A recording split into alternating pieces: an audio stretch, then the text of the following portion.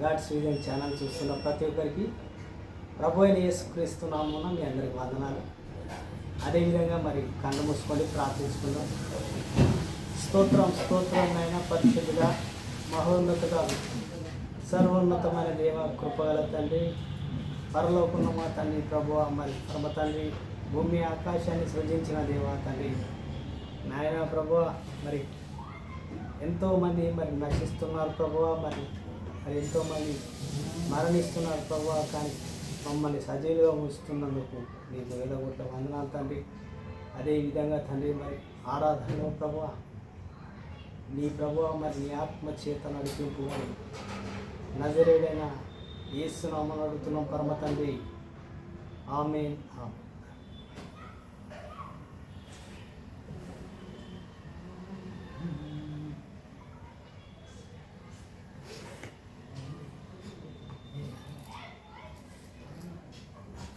ప్రార్థన వలనే పయనము, ప్రార్థన వలనే ప్రాకారము, ప్రార్థన లేని ప్రాధాన్యము, ప్రార్థన లేని పరాజయం. ప్రార్థన వలనే పయనము, ప్రార్థనే ప్రాకారము, ప్రార్థనే ప్రాధాన్యము, ప్రార్థన లేనిదే పరాజయం. ప్రభువా ప్రార్థన నేర్పయ్యా, ప్రార్థించకుండా నేనుండలేనయ్యా. ప్రభువా ప్రార్థన నేర్పయ్యా, ప్రార్థించకుండా నేనుండలేనయ్యా. నీ పాదాలు తడపకుండా నా పయనం సాగదయ్యా, నీ పాదాలు తడపకుండా నా పయనం సాగదయ్యా. ప్రార్థన వలనే పయనము, ప్రార్థనే ప్రాకారము, ప్రార్థనే ప్రాధాన్యము, ప్రార్థన లేనిదే పరాజయము. ప్రార్థనలో నాటినది పెళ్ళగించుట అసాధ్యము, ప్రార్థనలో పోరాడుట పొందకపోవుట అసాధ్యము. ప్రార్థనలో నాటినది పెళ్ళగించుట అసాధ్యము, ప్రార్థనలో పోరాడినది పొందకపోవుట అసాధ్యము. ప్రార్థనలో ప్రాకులాడినది పతనమవుట అసాధ్యము, ప్రార్థనలో ప్రాకులాడినది పతనమవుట అసాధ్యము. ప్రార్థనలో పదిలమైనది పనికిరాపోవుట అసాధ్యము, ప్రార్థనలో పదిలైనది పనికిరావుట అసాధ్యము. ప్రభువా ప్రార్థన నేర్పయ్యా, ప్రార్థించకుండా నేనుండలేనయ్యా. ప్రభువా ప్రార్థన నేర్పయ్యా, ప్రార్థించకుండా నేనుండలేనయ్యా. నీ పాదాలు తడపకుండా నా పయనం సాగదయ్యా, నీ పాదాలు తడపకుండా నా పయనం సాగదయ్యా. ప్రార్థన వలనే పయనము, ప్రార్థనే ప్రాకారము, ప్రార్థనే ప్రాధాన్యము, ప్రార్థన లేనిదే పరాజయము. ప్రార్థనలో కన్నీళ్ళు కరిగిపోవుట అసాధ్యము, ప్రార్థనలో మురిగినది మరుగైపోవుట అసాధ్యము. ప్రార్థనలో కన్నీళ్ళు కరిగిపోవుట అసాధ్యము, ప్రార్థనలో మురిగినది మరుగైపోవుట అసాధ్యము. ప్రార్థనలో నలిగితే నష్టపోవుట అసాధ్యము, ప్రార్థనలో నలిగితే నష్టపోవుట అసాధ్యము. ప్రార్థనలో పెనుగులాడితే పడిపోవుట అసాధ్యము. ప్రభువా ప్రార్థన నేర్పయ్యా, ప్రార్థించకుండా నేనుండలేనయ్యా. ప్రభువా ప్రార్థన నేర్పయ్యా, ప్రార్థించకుండా నేనుండలేనయ్యా. నీ పాదాలు తడపకుండా నా పయనం సాగదయ్యా, నీ పాదాలు తడపకుండా నా పయనం సాగనయ్యా. ఆమేన్.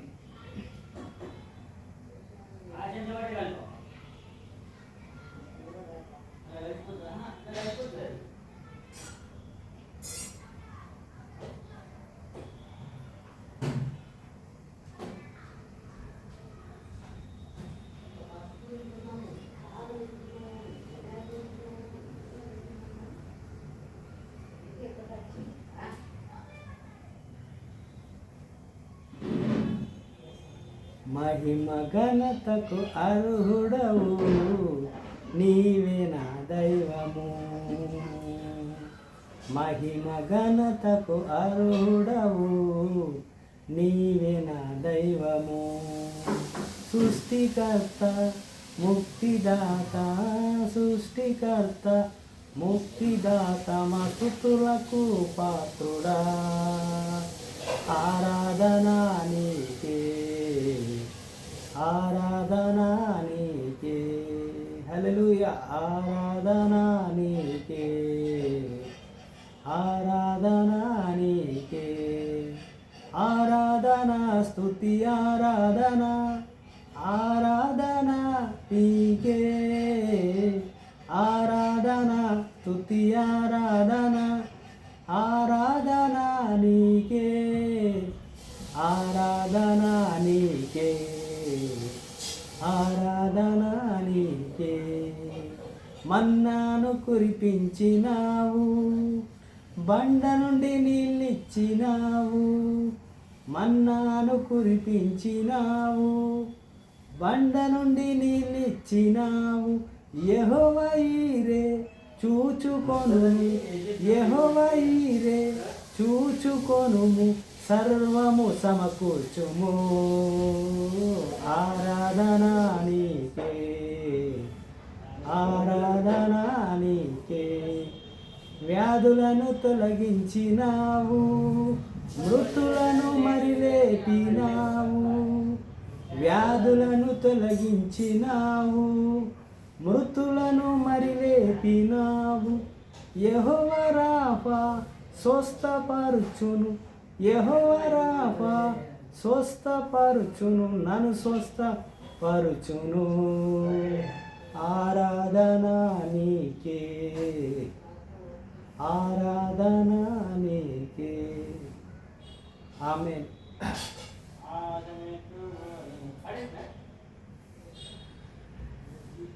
కన్ను మూసుకోండి, ప్రార్థించుకుందాం. స్తోత్రం స్తోత్రం నాయన, పరిశుద్ధుడా, మహోన్నతుడా, అతి పరిశుద్ధుడా తండ్రి నాయన. నీ జ్ఞానం చేత తండ్రి మరి ఎందరినో నాయన ప్రభావం మరి స్వస్థపరిచే తండ్రి. ఎంతోమందిని పామరులను, విద్య లేని పామరులని మరి ఎంతోమంది ఉన్నారు తండ్రి. మరి బైబిల్లో మరి మేము కూడా పామరుల వాళ్ళే ఉన్నాం తండ్రి. కానీ మమ్మల్ని ఎందుకు పనికిరాని వాళ్ళం ప్రభు, మరి మట్టి లాంటి వాళ్ళం ప్రభు తండ్రి. మరి మమ్మల్ని ఎన్నుకున్నావు తండ్రి ప్రభు, ఎందుకు పనికిరాని వాళ్ళం తండ్రి. తండ్రి మరి నీ మట్టి ప్రభు తండ్రి, మరి ఎందుకు పనికిరాని మట్టిని ప్రభు మరి ఒక కుండలాగా చేసి మరి కుమ్మరివాడు ఎలా అయితే చెక్కాడో ప్రభు మమ్మల్ని చెక్కుతున్నావు తండ్రి. నీకే వందనాలు తండ్రి ప్రభు. అదేవిధంగా తండ్రి మరి పేతురు యోహాన్ని మరి పామరుల వలె ఉన్నారు ప్రభు. మరి చేపలు పట్టే వాళ్ళు ఉన్నారు, కానీ నువ్వు ఎన్నుకున్నావు తండ్రి. అదేవిధంగా మరి ఇర్మియా గురించి కూడా చెప్పావు తండ్రి ప్రభువ. మరి నువ్వు పుట్టక ముందే నేను ఎరిగింటిని మరి అని చెప్పావు ప్రభువ. మరి కుమ్మరివాడు మరి కుండని ఎలా తయారు చేస్తాడో మరి అలానే మమ్మల్ని కూడా తీర్చిదిద్దుమని అడుగుతున్నావు ప్రభువ. మరి నీ సేవలో ఇంకా పదునుగా తయారు చేయండి ప్రభువ. మరి నన్ను వాడుకోండి ప్రభువ. అదేవిధంగా ప్రభువ మరి ఈ ఛానల్ చూస్తున్న ప్రతి ఒక్క బిడ్డని ఆశీర్వదించండి తండ్రి, దీవించండి తండ్రి. నీ ఆత్మ చేత ముందుకు నడిపించమని అడుగుతున్నాను తండ్రి. అదేవిధంగా ప్రభువ మరి నీ పరిశుద్ధాత్మ చేత ప్రభువ, నీ జ్ఞానం చేత మమ్మల్ని నడిపించు తండ్రి. మరి తండ్రి నీ వాక్కు చేత మమ్మల్ని నడిపించమని నజరేడైన యేసునామములో అడుగుతున్నాం పరమ తండ్రి. ఆమేన్, ఆమేన్, ఆమేన్. ప్రభు అయిన యేసుక్రీస్తు నామంలో మీ అందరికి వందనాలు. మీరు అందరు బాగున్నారని నేను అనుకుంటున్నాను. మరి నేను కూడా బాగున్నాను. మరి దేవునికి దేవునికి మహిమ కలుగును గాక. మనల్ని దేవుడు కాపాడాడు కాబట్టి, మనం రక్షించాడు కాబట్టి, మనం ఎప్పుడు దుఃఖించిన సంతోషించిన దేవుడికి మరి దుఃఖిస్తే ప్రార్థించాలి, మరి సంతోషిస్తే కీర్తనలు పాడాలి. కానీ మనం ఈ రోజుల్లో మరి దేవునికి మరి స్తోత్రం చెప్పడానికి కూడా మరి సమయం సరిపోకుండా అయిపోయింది. మరి దుష్టుడు అలాంటి కార్యాలు చేస్తున్నాడు. కాబట్టి మనము వాక్యంలోకి వెళ్దాం. మరి ప్రభు అయిన యేసుక్రీస్తు వారు చేసిన ఒక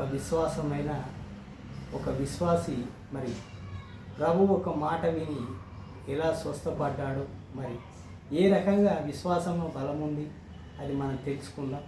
మరి ప్రభు ఒక మాట ఎంత శక్తివంతంగా ఉంది, మరి అది ఒకసారి మనం ధ్యానించుకొని మరి ఒక్కసారి మనం మరి వాక్యాన్ని చదివితే దాని ద్వారా మనం విశ్వాసంలో ఎలా ఎదగచ్చో అది తెలుసుకోవచ్చు. మత్తయి సువార్త 8వ అధ్యాయము మరి చదువుకుందాం, ఒకసారి ధ్యానించుకుందాం.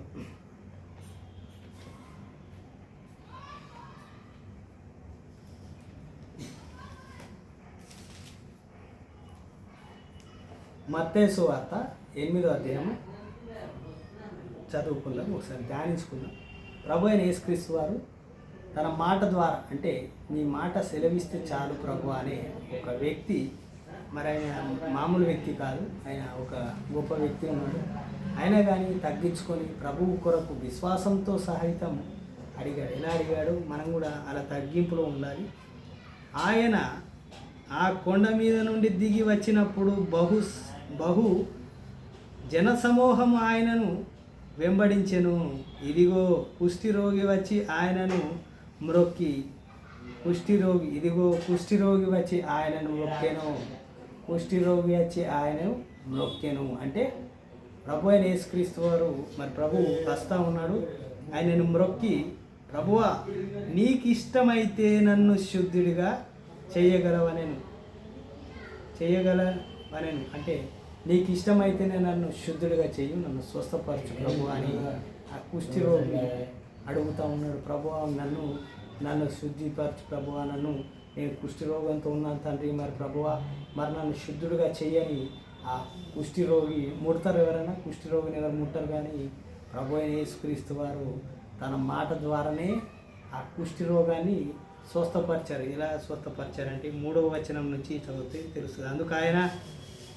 అందుకు ఆయన చెయ్యి చాపి వాణిని ముట్టి, ప్రభు ఏం చేశారట? కుష్ఠిరోగిని ముట్టాడట. మరి కుష్ఠిరోగిని ముడతారా? ఎక్కడో ఊరవతల పడేస్తారు. కుష్ఠిరోగం మనకు అంటుతుంది, మరి మనందరికీ రోగం వస్తుందని కుష్ఠిరోగం అప్పట్లో, మరి ఇప్పటి కూడా కుష్ఠిరోగమే. ఆ కుష్ఠిరోగాన్ని ఉన్నవారు ఏం చేస్తుండే? బయట ఊరవతల పడేస్తుండే రోగం వచ్చిన వారిని. ఆ ముట్టుకుంటే మనకు కూడా వస్తుందని. కానీ ప్రభు అయిన యేసుక్రీస్తు వారు ఆ కుష్ఠరోగిని కూడా ముట్టాడు. ముట్టి నాకు ఇష్టమే అని చెప్పాడు. ముట్టిన తర్వాత కూడా నాకు ఇష్టమే, నీవు శుద్ధుడు కమ్మని చెప్పగా తక్షణమే వాని కుష్ఠరోగము శుద్ధి ఆయను. హల్లెలూయా. ఇక్కడ చూసావా? తక్షణమే నాకు ఇష్టమే, నువ్వు శుద్ధుడుగా కానగానే వెంటనే వాడు ఏమయ్యాడు? శుద్ధుడయ్యాడంటే స్వస్థ పొందాడు. అంటే ఒక కుష్ఠరోగిని మనం ముట్టం, కానీ ప్రభు అయిన యేసుక్రీస్తు వారి ప్రేమను అక్కడ చూస్తూ ఉన్నామంటే కుష్ఠరోగిని కూడా ముట్టాడంటే ఎంత గొప్ప దేవుడు మనకు దొరికాడో చూడండి. మరి ఎంత గొప్ప ప్రభు మనకు దొరికాడు. మరి ఇక్కడ చూసుకుంటే కుష్ఠరోగి కూడా శుద్ధుడయ్యాడు. అప్పుడు యేసు ఎవరితో ఏమీ చెప్పక, సుమి కానీ నీవు వెళ్ళి వారికి సాక్షాధికారమై నీ దేహమును యాజకునికి కనపరుచుకొని మోషే నియమించిన కానుక సమర్పించుమని వానితో చెప్పాను. అది ప్రభు అయిన యేసుక్రీస్తు వారు పెట్టారా ఆ నిబంధన? మన పితరులైన మోషే గారు పెట్టారు. అంటే ఆ నిబంధన ప్రభు అయిన యేసుక్రీస్తు వారు కూడా ఉల్లంఘించారంటే ధర్మశాస్త్రంతో పాటు ప్రభు అయిన యేసుక్రీస్తు వారు ధర్మశాస్త్రాన్ని కూడా మరి ఫాలో అవుతున్నారు. అంటే ఏ నిబంధన కూడా తప్పకుండా పాటిస్తూ ఉన్నాడు. ఈ రోజుల్లో మరి నిబంధన ఉంటుందా?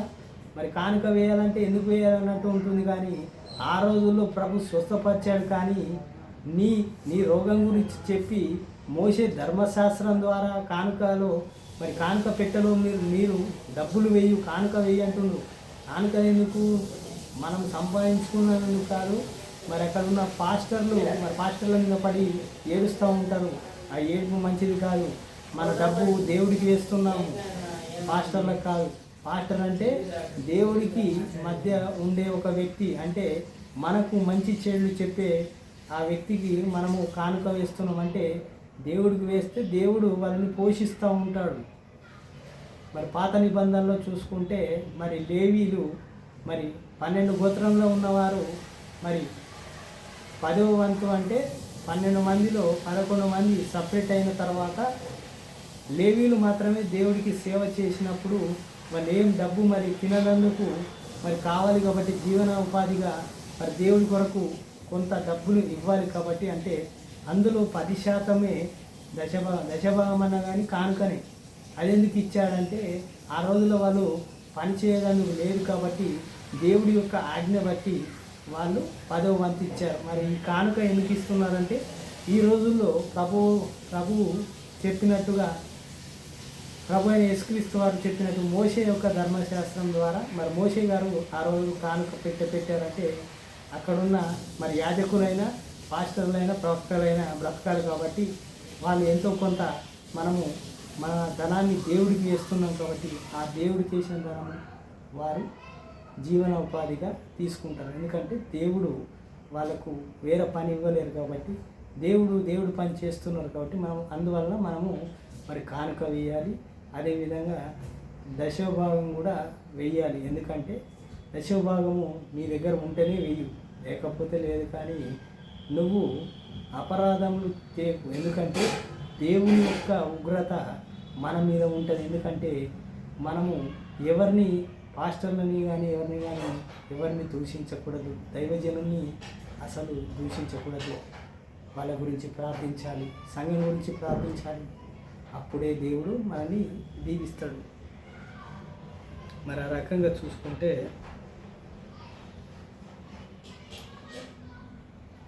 ఆయన కపెర్నహూములోను ప్రవేశించినప్పుడు ఒక శతాధిపతి ఆయన యుద్ధకు వచ్చి, ప్రభువా, నా దాసుడు పక్షవాయువుతో మిగులు బాధపడుచున్నాడు, ఇట్లా ఇంట్లో పడి ఉన్నాడని చెప్పి ఆయనను వేడుకొనెను.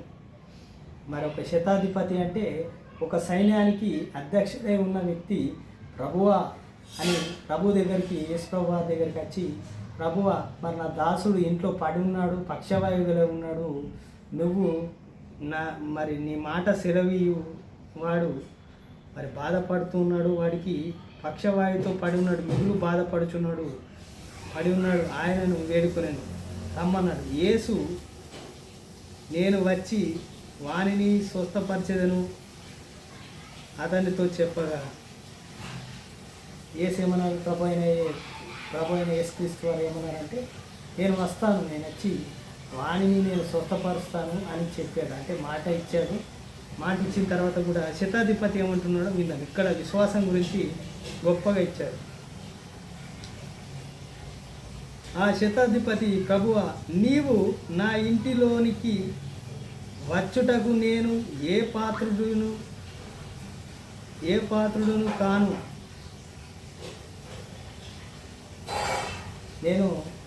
నీవు నా ఇంటిలోకి వస్తాంటున్నావు ప్రభువా, మరి నేను ఎంతటి వాడిని కాదు, ఏ పాత్రుడిని కాను.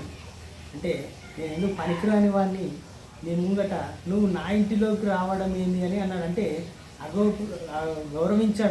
అగౌరవించలే. అయితే ఏమన్నాడంటే ఇక్కడ చూస్తే,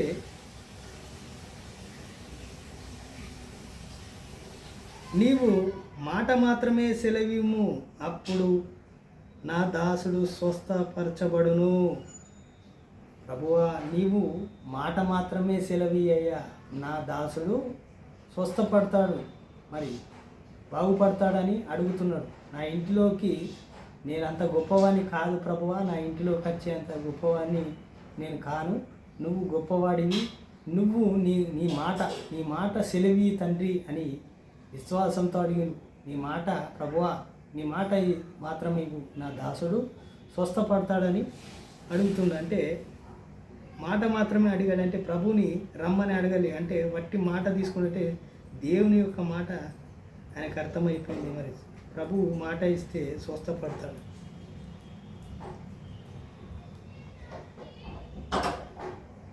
నేనును కూడా అధికారంలోకి లోబడిన వాడును, నా చేతి క్రింద సైనికులు ఉన్నారు. నేను ఒకరిని పొమ్మంటే పోవును, ఒకరిని రమ్మంటే వచ్చును, నా దాసుని ఈ పని చెయ్యమంటే చెయ్యును అని ఉత్తరం ఇచ్చాను. నా కింద కూడా సైనికులు ఉన్నారు ప్రభువా, నా కింద కూడా పని వాళ్ళు ఉన్నారు. నా సైన్యము రమ్మంటే వస్తుంది, ఒకరిని రమ్మంటే వస్తాడు, ఒకరు పొమ్మంటే పోతాడు అని చెప్తా ఉన్నాడు. యేసు ఈ మాట విని ఆశ్చర్యపడి వెంటనే వచ్చుచున్నాను అని వారికి చూచి, ఇశ్రాయేలులో ఎవనికైనాను నీ అంత విశ్వాసం ఉన్నట్లు చూడలేదు. నిశ్చయంగా మీతో చెప్పుచున్నాను, అనేకులు తూర్పు నుండి పడమట నుండి వచ్చి అబ్రహాముతో కూడా ఇసాకుతో కూడా ఉండును, యాకోబుతో కూడా ఉండునని పరలోక రాజ్యమందు కూర్చుందురు. కానీ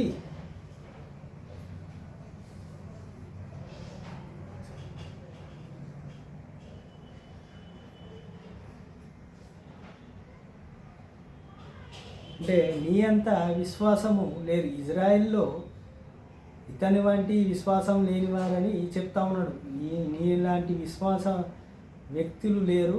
మరి నువ్వు మాట మాత్రమే తీసుకున్నావు, ఈ మాట చొప్పునే జరుగునని చెప్తా ఉన్నాడు ప్రభు అయిన యేసుక్రీస్తు వారు. నిశ్చయంగా మీతో చెప్తున్నాను, అనేకులు తూర్పు నుండి పడమట నుండి వచ్చి అబ్రహాముతో కూడాను ఇసాకుతోను కూడాను యాకోబుతోను కూడాను పరలోక రాజ్యమందు కూర్చుందురు. కానీ రాజ్య సంబంధులైన వెలుపటి చీకట్లలోనికి త్రోయబడుదురు. అక్కడ ఏడుగులు పండ్లు కొరుకుటయు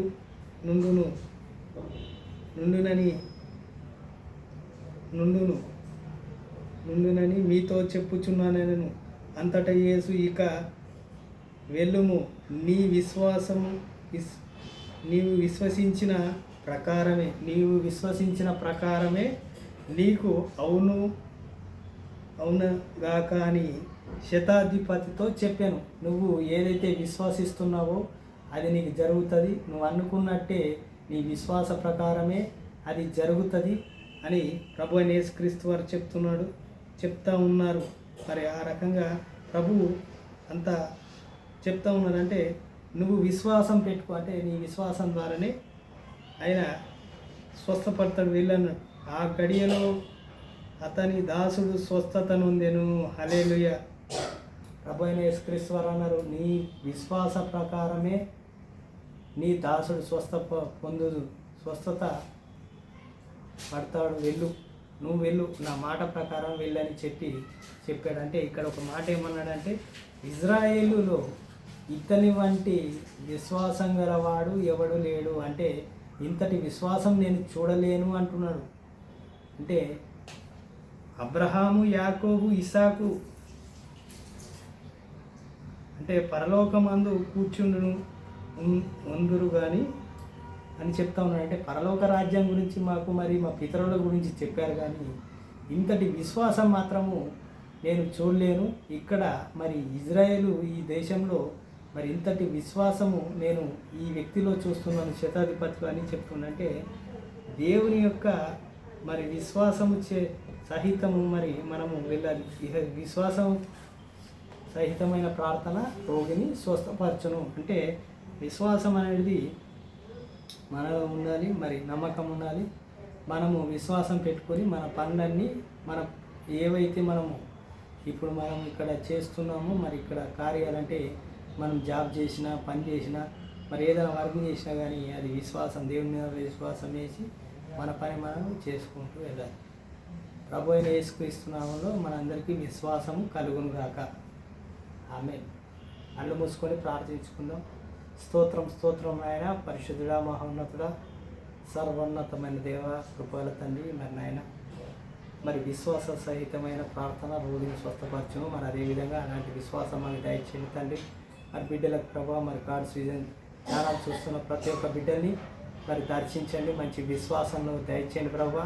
మరి ఇలాంటి దుష్టుడు మరి ఎవరైతే మరి క్రీస్తు వ్యతిరేకులు ఎవరైతే ఉన్నారో ప్రభావ, వారి మాటలు వినకుండా అవిశ్వాసంలో పడకుండా విశ్వాస సహితంగా వెళ్ళేటట్టు మరి ప్రతి పనిలో తోడై ఉండండి ప్రభావ.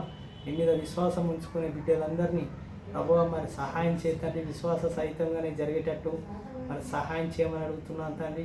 మరి ప్రభావ మరి ఎలాంటి ప్రభావ మరి దుష్టుడు ఎలాంటి కార్యాలు చేయకుండా ప్రభావ మరి యేసు నామంలో మరి బంధించాడు తండ్రి. దుష్టుడు ఈ లోకాన్ని మరి కలవర పెడుతున్నాడు తండ్రి. మరి అదేవిధంగా దుష్టుని యేసు నామంలో కాల్చివేయని ప్రభావ. దుష్టుని మరి మా జ్ఞానం చేత ప్రభావ, నీ జ్ఞానాన్ని దయచేయని ప్రభావ, నీ వాక్యాన్ని దయచేయని ప్రభావ, నీ ప్రార్థనని దయచేయని ప్రభావ. మరి తండ్రి మరి నీ ఖడ్గాని ప్రభావ, 2 అంచెల ఖడ్గాని మాకు దయచేయమని అడుగుతున్నాను తండ్రి. ప్రతి ఒక్క బిడ్డకు మంచి జ్ఞానాన్ని దయచేసి ముందుకెళ్ళేటట్టు మరి ప్రార్థన వీరులుగా మరి వాక్యం వీరులుగా వెళ్ళేటట్టు సహాయం చేయమని అడుగుతున్నాను తండ్రి. నజరేయుడైన యేసు నామములో అడుగుతున్నాం పరమ తండ్రి. ఆమేన్ ఆమేన్. ప్రభు అయిన యేసుక్రీస్తు నామమున మీ అందరికీ వందనాలు. ఆమేన్.